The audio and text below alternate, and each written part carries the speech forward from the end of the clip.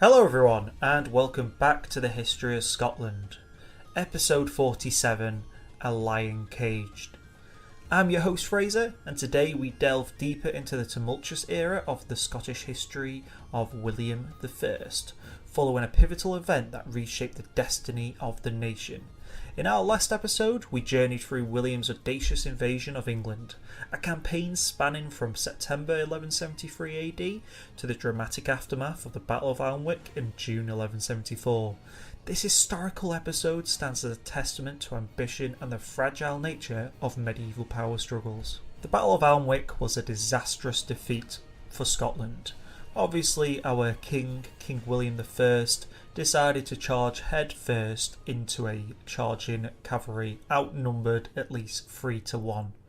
Anyway, today we'll explore the far-reaching repercussions of this decisive defeat and what it entailed for Scotland's future. The aftermath of Alnwick was a period of uncertainty, challenge and transformation for Scotland, a narrative that unfolds the resilience and the struggle of a nation and its leader. Imagine King William, a figure of strength and ambition, now finding himself in a situation he had least anticipated.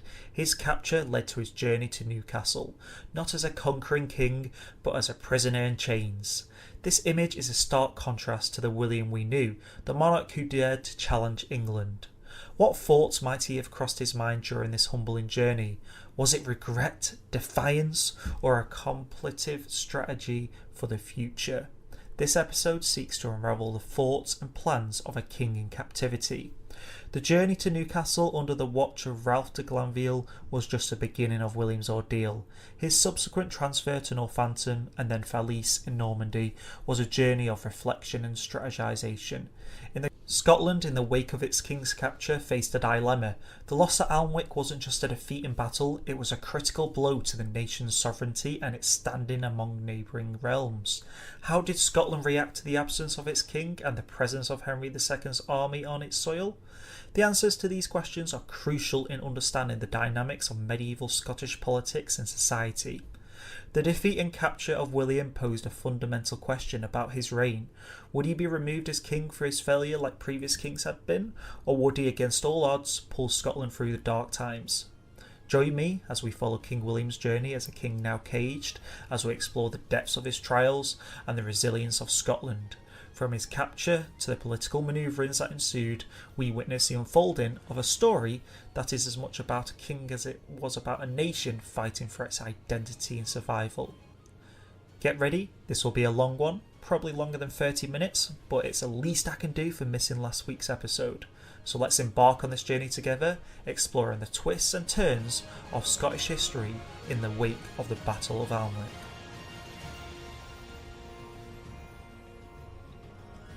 In the wake of the Battle of Alnwick in June 1174, the immediate aftermath for King William of Scotland was a journey marked not only by physical displacement but also by a profound psychological ordeal. His capture led to a forced journey under the watchful eyes of Ralph de Glanville, a journey that would see him traverse through various lands, each step a reminder of his dramatic fall from power.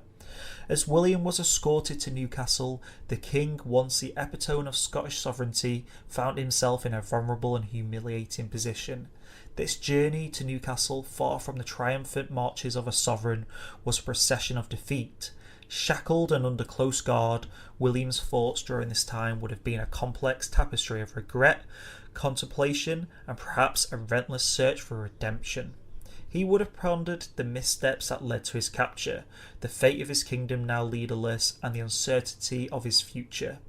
It is conceivable that he grappled with the feelings of betrayal, not just by fate, but perhaps by his own overreaching ambition. He did decide to try and charge down 600 English knights with only 60 of his men.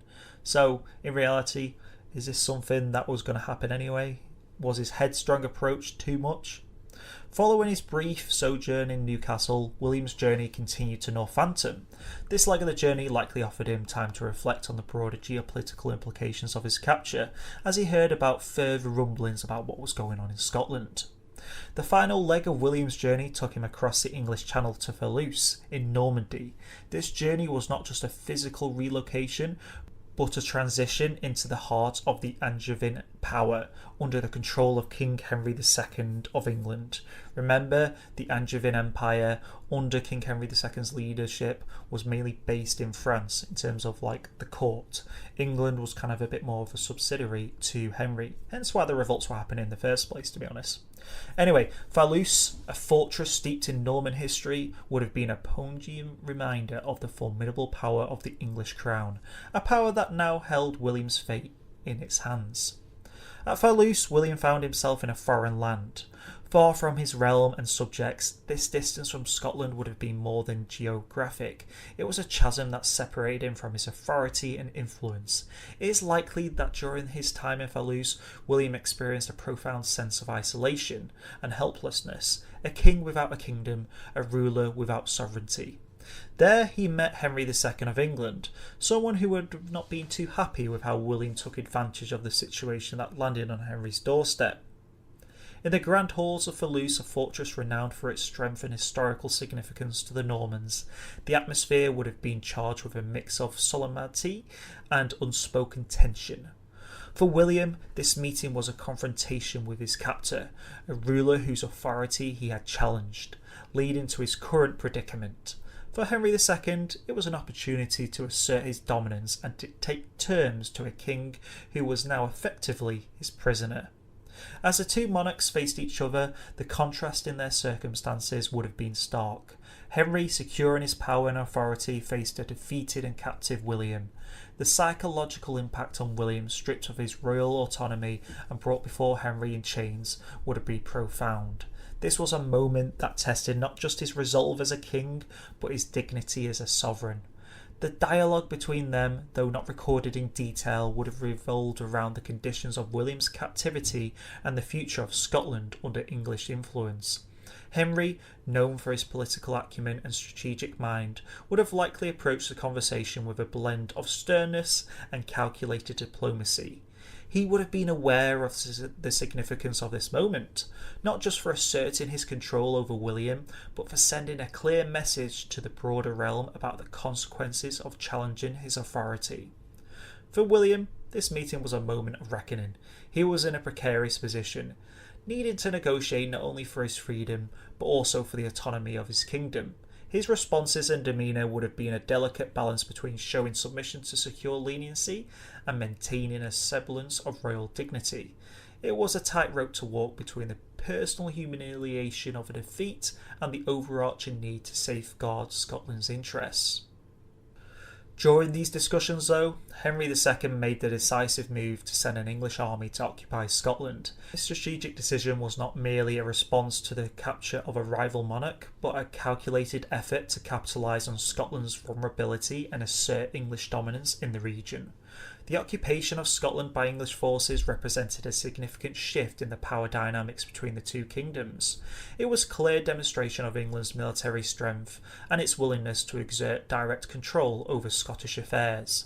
For Henry II, this was an opportunity to solidify his authority and influence over his northern neighbour, exploiting the absence of the Scottish king to impose a form of indirect rule over Scotland. Scotland's reaction to the loss of the Battle of Alnwick and the subsequent English occupation was marked by a mix of shock, dismay, and the sense of urgency to respond to the unfolding crisis. Our regent in the land, the steward of Scotland, decided, this defeat of Alnwick was not just a military setback, it was a blow to the nation's pride and challenge to its sovereignty. He didn't fight back. He bent the knee. In the immediate aftermath of Alnwick, there was likely a sense of disbelief and confusion among the rest of the Scottish nobility as well.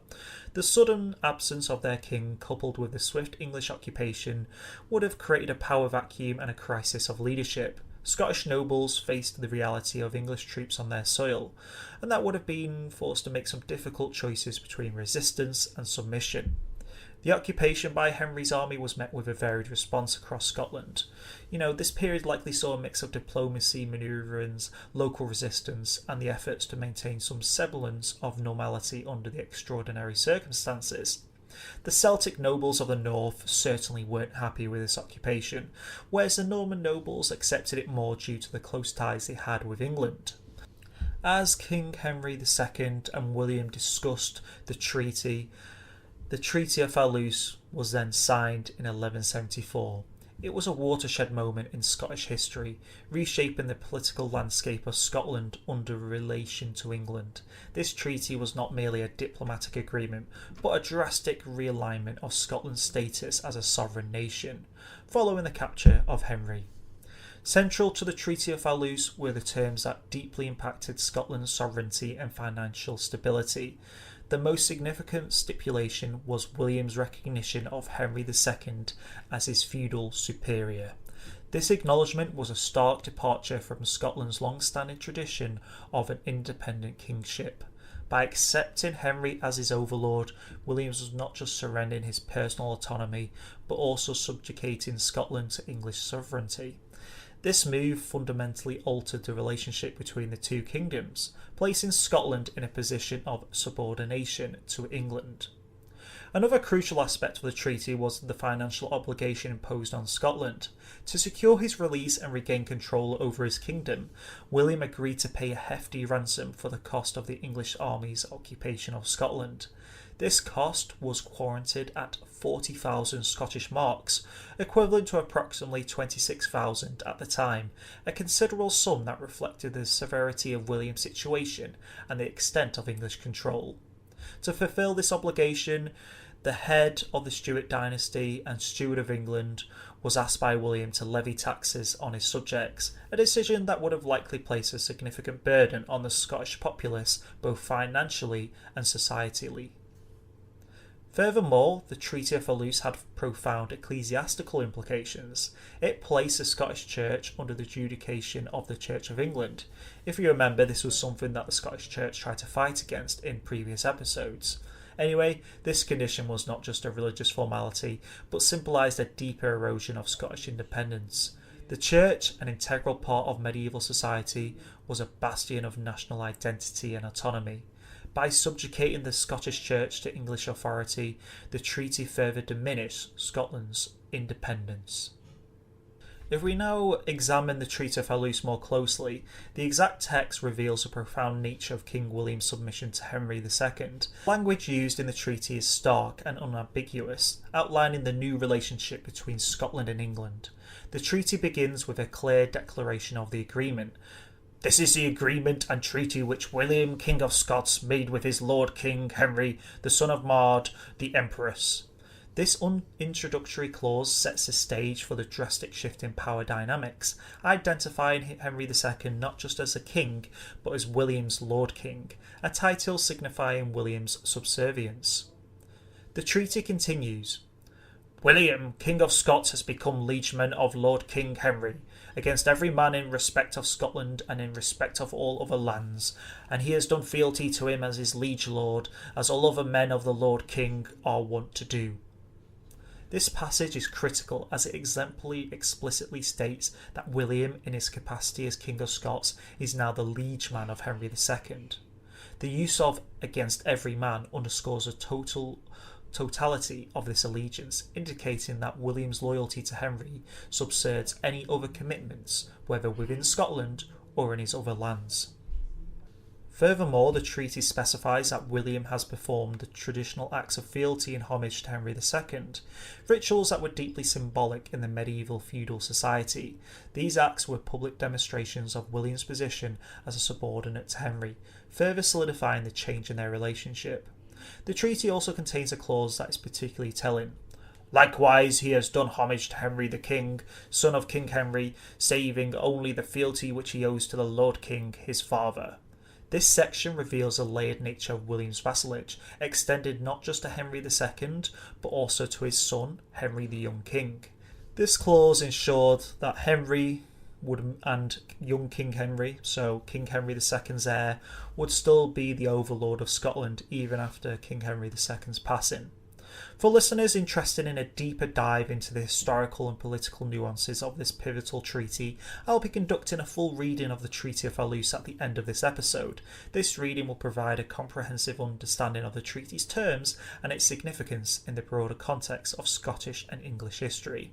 Henry II's ability to defeat his sons and wife in what was known as the Revolt of 1173 and 1174, a series of rebellions by his children and their mother, Eleanor of Aquitaine, demonstrated his formidable political and military acumen. These rebellions were quelled through a combination of military might, strategic alliances, and Henry's skillful negotiations, solidifying his position as a powerful monarch in Western Europe. In relation to this gave King Henry II the confidence to put more clauses in the Treaty of Alnwick. The treaty's provisions extended beyond the mere acknowledgement of fealty by the Scottish king. It encompassed various aspects of Scottish sovereignty, including the nobility, clergy, and judicial proceedings. The agreement effectively diminished the power and autonomy of the Scottish monarchy, making the King of Scots, his nobles, and even the clergy answerable to the English crown. One of the most striking aspects of the treaty was that the Scottish nobles, alongside their king, were now required to owe fealty to Henry II and his heirs, against all men. This clause signified a profound shift in allegiance. Traditionally, the Scottish nobles' primary loyalty was to their own king. However, under the treaty, their loyalty to the English king superseded their allegiance to William. This realignment of fealty was not only diminishing for the Scottish king's authority, but also created a potential conflict of interest for the nobles. Should William retract or violate the terms of the treaty, the nobles were obliged to intervene on Henry's behalf, effectively pitting them against their own monarch if necessary. This provision marked an unprecedented direct intervention in the relationship between the Scottish king and his subjects. Something else that Henry II required was a demonstration of English control over Scotland. The treaty required the handing over 5 strategic castles. These were Roxburgh, Berwick, Jedburgh, Edinburgh and Stirling.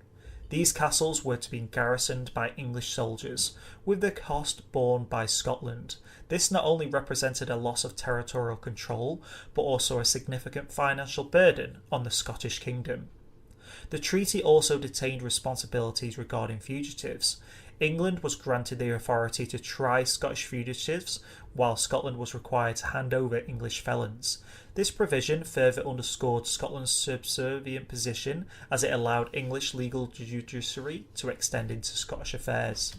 To ensure the widespread adherence to the treaty's terms, barons and bishops who were not present during the signing were required to perform the same liege homage. Additionally, to secure the treaty's enforcement, hostages, including heirs or nearest kin of nobles and bishops, were forced to be turned over to the English. This requirement served as a guarantee of compliance, holding the most prominent Scottish families directly accountable for the treaty's terms. William's position as a prisoner meant that his negotiation of the treaty was less than a matter of diplomacy exchange and more of an imposition of terms by Henry. The public act of submission took place in a setting laden with historical and political significance in the Church of St. Peter in York. This location, far from the Scottish realm, in front of the English kingdom's chief men, highlighted William's subjugation status. This presence of William's own nobles, clergy, knights and freeholders added to the gravity of the moment. They bore witness to their own king's public humiliation and a spectacle that underscored the shift in power dynamics. William and his brother, in an act laden with symbolic defeat, sealed the document in this public form. The additional embarrassment came from the treaty being read aloud, ensuring all present understood the depth of Scotland's submission. This public reading was not just a formality, it was a deliberate act to cement Henry's triumph and William's capitulation in the minds of both the English and Scottish attendances. 2 drafting details in the treaty particularly stand out for their symbolic importance.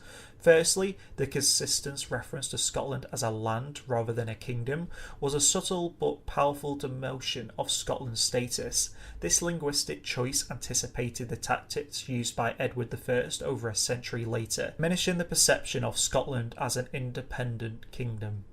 By referring to Scotland merely as a land, the treaty subtly undermines its status as a nation equal in stature to any other European kingdoms. Secondly, the contrasting titles used for Henry II and William was stark. Henry was referred to as the Lord King, a title that conveyed the supreme authority and sovereignty. In contrast, William was merely King of the Scots, a title that, while still regal, placed him in a visible subordinate position to Henry. This distinction in titles was a clear indication of the hierarchy established by the treaty, with Henry positioned as the superior overlord. The treaty's framework did not explicitly define the relationship between Scotland and England as a feudal one. Scotland was not described as a fief, nor was it said to be held or had by the King of England. Instead, Henry was elevated to a position akin to a high king, with William allowed to reign as King of Scots only under the condition of acknowledging his ultimate dependence on Henry's overlordship. So, with the Treaty of Fallouse signed, Henry II obviously had returned to Scotland. He had done the public act of swearing fealty to Henry II at York Castle in 1175. This period enforced English overlordship and the visible diminution of the king's authority, and it did not go unchallenged within Scotland. One of the most significant reactions to the treaty was the revolt in Galloway. The Galloway revolt was started by Uhtred of Galloway and his brother Gilbert. The reasons for this revolt were complex, rooted in both the local dynamics of Galloway and the broader context of Scottish subjugation under the Treaty of Fallouse. Galloway at this time was a region with a distinct identity and a degree of autonomy within Scotland, as we've known from the past episodes. The Galloway lords had a history of asserting their independence and often had a strained relation with the Scottish crown. The submission of King William and the treaties of the Treaty of Fallouse, which placed Scotland under English overlordship, were seen as an unacceptable imposition by the fiercely independent Galloway lords. To them, the treaty was not just a matter of national humiliation, but also a direct threat to their local authority and traditional rights.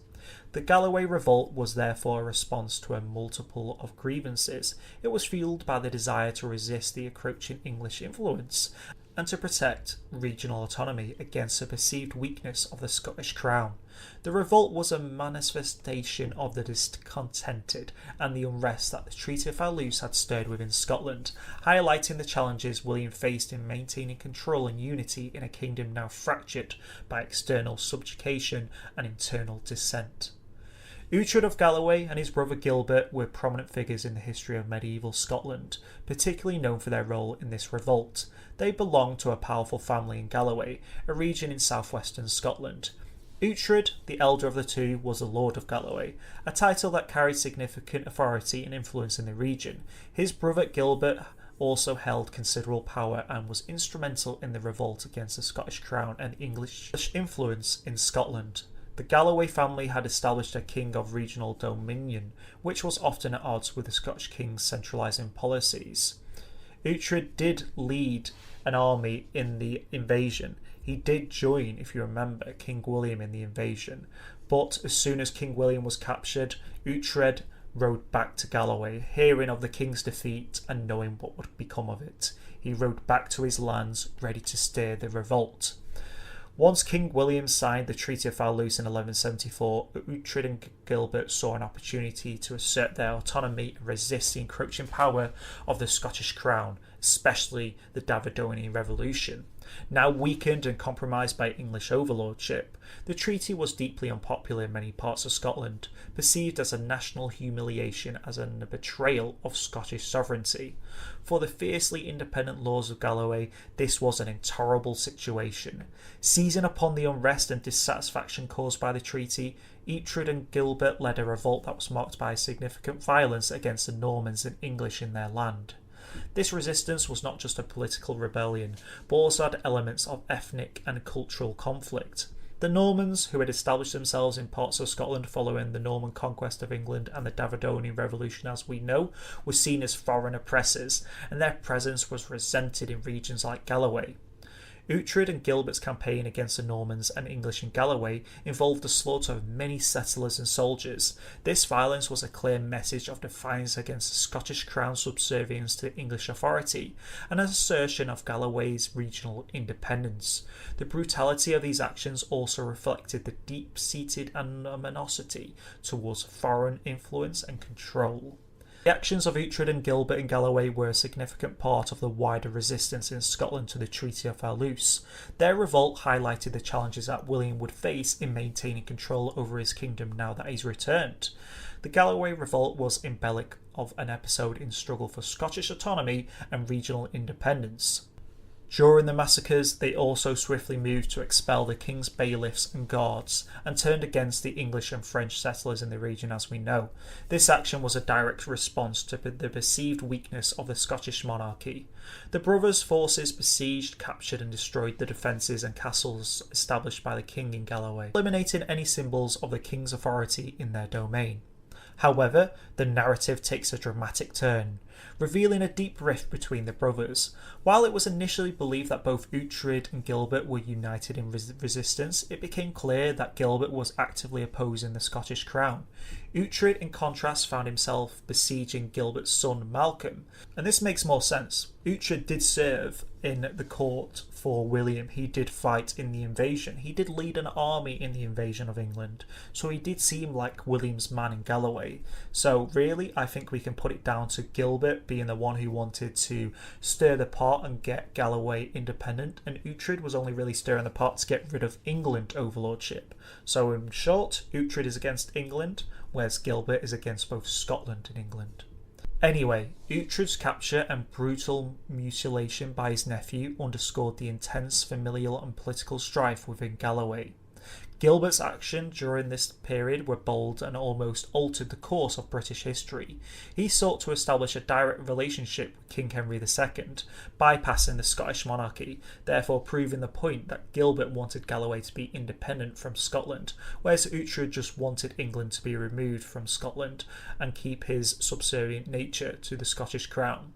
Anyway, Gilbert offered Henry a significant one-off payment and a yearly tribute in exchange for removing Galloway from Scottish servitude. This request was investigated by a delegation led by Roger de Hoveden and Robert de Hawkes. However, the discovery of Uhtred's fate, who was Henry's cousin, led to the rejection of Gilbert's proposal.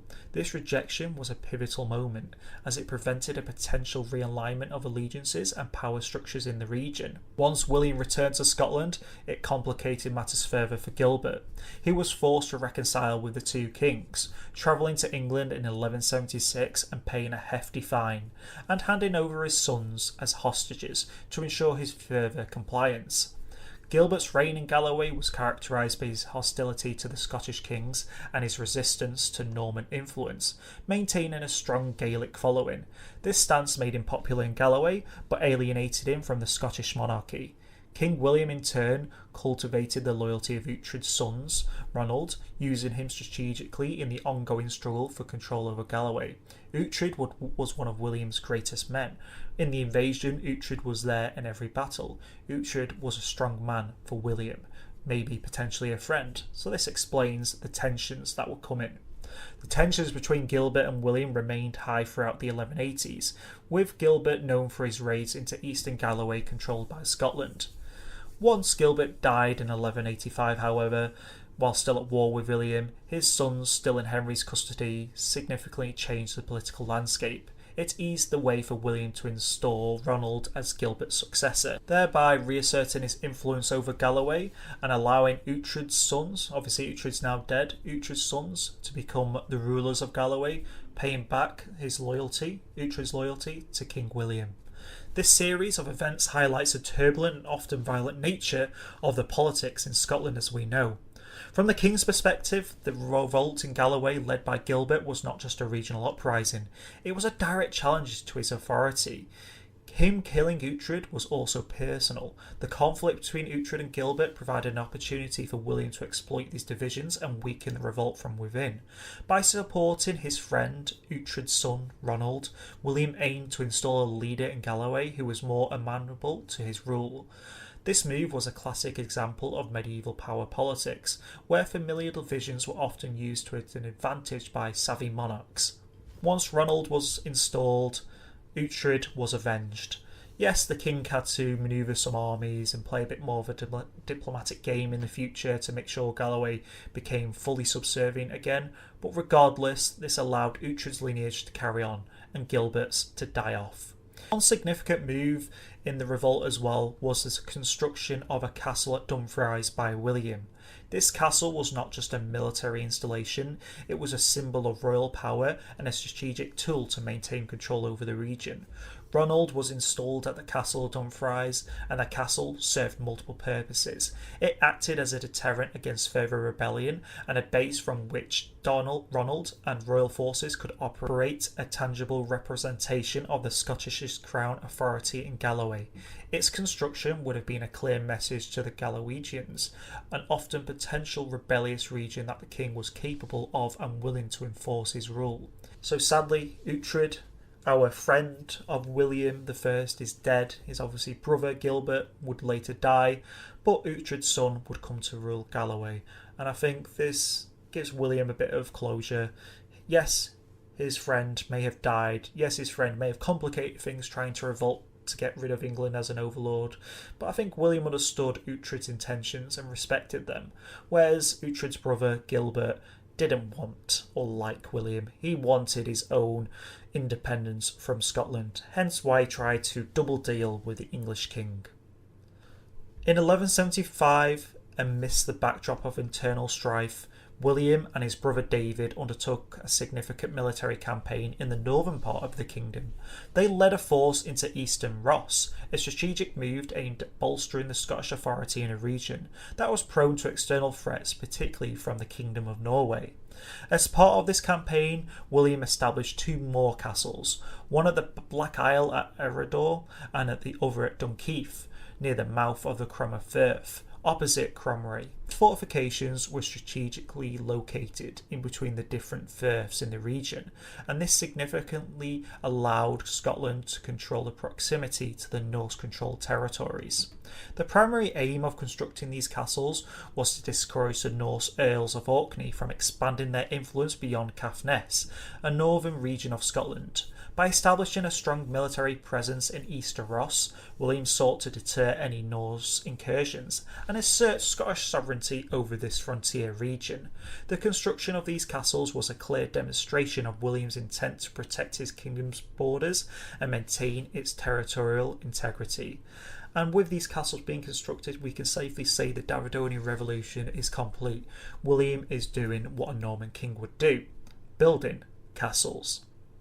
In 1181, however, another significant revolt shook the stability of William's reign. This uprising was led by Donald MacUlman, a descendant of King Duncan II. Rest in peace. Donald's claim to the Scottish throne through his royal lineage posed a direct challenge to William's authority. Donald's revolt saw him briefly take over the region of Ross, a significant area in the north of Scotland. His ability to assert control over Ross demonstrated the ongoing vulnerability of William's rule and the simmering discontented among certain factions within Scotland. The fact that Donald, with his royal lineage, could muster enough support to take control of a region highlighted the fractured nature of the Scottish politics and complex web of loyalties and claims to the throne. The uprising led by Donald was part of a broader pattern of revolts, as we know, which would impact Scotland throughout the 12th century. Revolts against William during his reign were driven by a combination of factors, reflecting the complex socio-political landscape of medieval Scotland. Each area had its unique reasons for rising up, but some common themes can be identified. In various regions like Galloway and Ross, a significant factor behind the revolts was a desire for local autonomy and resistance to the Davidonian Normanisation and centralisation. These areas had long-standing traditions of self-governance and distinct cultural Celtic identities. They resisted the centralising efforts of the Scottish monarchy, viewing it as a threat to their traditional rights and local governance. The Treaty of Fallouse, which implied increased English influence and therefore Norman influence of Scottish affairs, exacerbated these tensions, leading to the revolts that were merely not only about asserting local autonomy, but also about preserving their unique identities. We know King William responded to the revolts during this reign with a combination of military actions, diplomacy and strategic measures. His responses varied depending on the specific circumstances of each revolt, but some general strategies can be identified.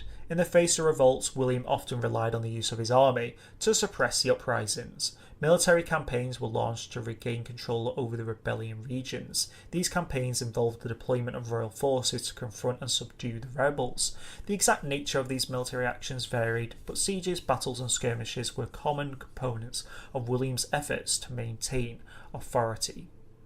And the fact that some of the revolts persisted until 1187 underscores the enduring nature of the challenges William faced during his reign. These revolts required ongoing attention, resources and strategic planning to manage. So, we will leave King William in the year 1181, facing the ongoing challenges of revolts and striving to regain the loyalty of his kingdom. We can anticipate that his reign will be marked by significant struggles and far-reaching consequences.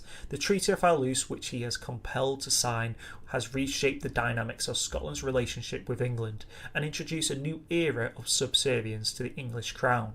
The revolts that have erupted in various regions signalled a deep-seated discontented and resistance to William's rule, reflecting the complex political landscape of medieval Scotland. These challenges will continue to test his leadership and authority, and the road to restoring stability and loyalty in his kingdom will be long and arduous. Furthermore, as we look ahead to the coming centuries, it becomes evident that the ramifications of the Treaty of Alnwick will extend far beyond William's reign. The treaty's provisions, which establish English dominance over Scotland, will have an enduring effect on the relationship between the two kingdoms, setting the stage for the future conflict and power struggle of the independence wars. As we conclude this episode on the aftermath of William's defeat to England and the far-reaching consequences of the Treaty of Alnwick, we hope you have found this journey through Scotland's history both enlightening and intriguing. The events we've explored shed light on a pivotal period in Scotland's past. Challenges and choices would shape the nation's destiny. With the revolts that erupted in various regions of Scotland now quelled, King William faces a challenging road ahead. His hopes of regaining leverage and stability in his kingdom will require steadfast determination and strategic manoeuvring. In our next episode, we will delve into the next stage of King William's life as he embarks on a quest to bring Scotland back to independence. This journey will intertwine with the political dynamics of a time, including conflicts between kings and popes. Additionally, we'll explore William's family life, including his forced marriage to a bride chosen by Henry II, unravelling the personal aspects of his life against a backdrop of political intrigue. We invite you to join us in this upcoming episode of the History of Scotland podcast, where we continue to unravel the rich tapestry of Scotland's past. Our podcast is released weekly, with next episode set to air next week as part of our commitment to providing engaging historical content. To stay updated and connected with our community, please follow us on Twitter, or X as it's now known as, at the History of SE1. That is, at the History of SE1, or visit our Facebook page at the History of Scotland podcast, which is now over 50 members. I think it's actually on 62, which is insane. Your support and feedback are greatly appreciated, and thank you to the nice comments that have been left on the Facebook page by fans. Really appreciate reading those. Please consider leaving a review on your preferred podcast platform as well. Our podcast is accessible on various platforms, including Apple Podcasts, Spotify, Google Podcasts, Podbean, and many other popular podcasting sites. Look forward to sharing more captivating stories from Scotland's history with you in the episodes to come. As we bid farewell for now, we wish you a wonderful week ahead and look forward to your continued presence in our historical journey. To listen to the full reading of the Treaty of Alnwick, wait until after the credits are done. So, until then guys, stay safe and I'll catch you all on the next one. Peace.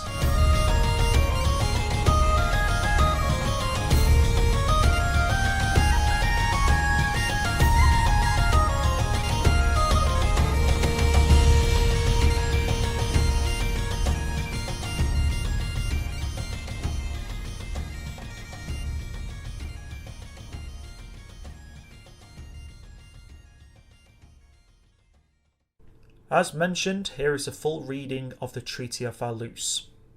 William, King of Scotland, has become liege man of the Lord King against every man in respect of Scotland and in respect of all his lands, and he has done fealty to him as his liege lord, as all other men in their Lord King are wont to do. Likewise he has done homage to Henry the King, the son of King Henry, saving only the fealty which he owes to the Lord King his father. And all the bishops and abbots and clergy of the kings of Scots and their successors shall do fealty to Lord King as they do to their liege lord, in the same way as the Lord King's other bishops are wont to do. They shall likewise do fealty to Henry the King his son and to his heirs. And the King of Scots, and David his brother, and his barons and other men have granted to the Lord King that the Scottish Church shall make submission to the English Church as it ought to do, and it won't do in the time of the Lord King's predecessors, King of England. Likewise, Richard, Bishop of St. Andrews, and Richard, Bishop of Dunkeld, and Geoffrey, Abbot of Dunfermline, and Herbert, Prior of Coldingham, have granted that the English Church should have such rights in Scotland as it ought to have, that they will themselves not oppose any of the rights of the English Church. And they have pledged themselves in respect of this admission by performing liege fealty to Lord King and Henry his son. Likewise the other Scottish bishops and clergy shall do by a pact made between the Lord King and the King of Scots and David his brother and his barons. The earls also and barons and such other men holding land from the King of Scots as the Lord King Henry may select shall also do homage to the Lord King as against all men, and shall swear fealty to him as their liege lord, in the same way as other men are wont to do. And they shall do the same to Henry the King his son and to his heirs, saving only the fealty which they owe to the Lord King his father. Likewise the heirs of the kings of Scots and his barons and all of his men shall do liege homage to the heirs of the Lord King against all other men. Further, the King of Scots and his men shall not receive either in Scotland or in any of his other lands any exile from the lands of the Lord King who has been expelled therefrom by reason of felony, unless he wishes to justify himself in the court of the Lord King Henry, and to submit to the judgment of his court. Otherwise the King of Scots and his men shall take such a one as quickly as they can and bring him to the Lord King, or to his justiciars, or to his bailiffs in England. Again, if there comes to England any fugitive expelled as a felon from the lands of the kings of Scots, he shall not be received in the lands of the Lord King Henry unless he wishes to justify himself in the court of the King of Scots, and to submit to the judgment of his court. Otherwise such a one shall be delivered to the men of the King of Scots by the bailiffs of the Lord King wherever he is found. Further, the men of the Lord King shall continue to hold the lands which they held, and which they ought to hold from the Lord King, and from the kings of Scots from their men. And the men of the kings of Scots shall continue to hold the lands which they held, and which they ought to hold from the Lord King from his men. In order that treaty and pact with the Lord King and Henry the King, his son and his heirs may be faithfully kept by the kings of Scots and his heirs, the kings of Scots has delivered to the Lord King the castle of Roxburgh, and the castle of Berwick, and the castle of Jedburgh, and the castle of Edinburgh, and the castle of Stirling to be held by Lord King Henry at his pleasure. And the King of Scots shall pay for the garrison of these castles out of his own revenue at the pleasure of Lord King Henry. Further, in the pledge of aforesaid treaty and the pact the King of Scots has delivered to the Lord King his brother David as a hostage, and also the following: Earl Duncan, Earl Waldwin, Earl Gilbert, the Earl of Angus, Richard de Morville, the Constable, Nis son of William, Richard Comyn, Walter Corbett, Walter Aulard, John de Vales, William Lindsay, Peter Gillaville, Philip of Valmore, Robert Frembert, Robert de Morville, Hugh Clifford, Hugh Raffald, Walter Burke, William Delay, William de Mormont. When the castles have been handed over, they shall William King of Scots and David his brother be released, and again, after the castles have been handed over, the earls and barons aforesaid shall be released, but only each one has delivered his own hostage, to wit his legitimate son if he has one, or otherwise his nephew or nearest heir. Furthermore, the King of Scots and his barons have guaranteed that with good faith and without evil intent and without excuse, they will see to it that the bishops and barons and other men of their land, who were not present when the King of Scots made his pact with the Lord King Henry and with Henry the King his son, shall do the same liege homage and fealty as themselves have done. And the barons and men who were not present at this agreement shall give such hostages as the Lord King Henry shall determine. Further, the bishops, earls, and barons aforesaid have convened with Lord King Henry and with Henry the King his son, that is, the King of Scots shall be any mischance default in his fealty to the Lord King and his son, and shall thus break aforesaid agreement, that they, the aforesaid bishops, earls, and barons, will hold to the Lord King Henry as to their liege lord against the King of Scots and against all men hostile to the Lord King. And the bishops shall place the land of Scotland under interdict until the King of Scots returns to the Lord King in his fealty.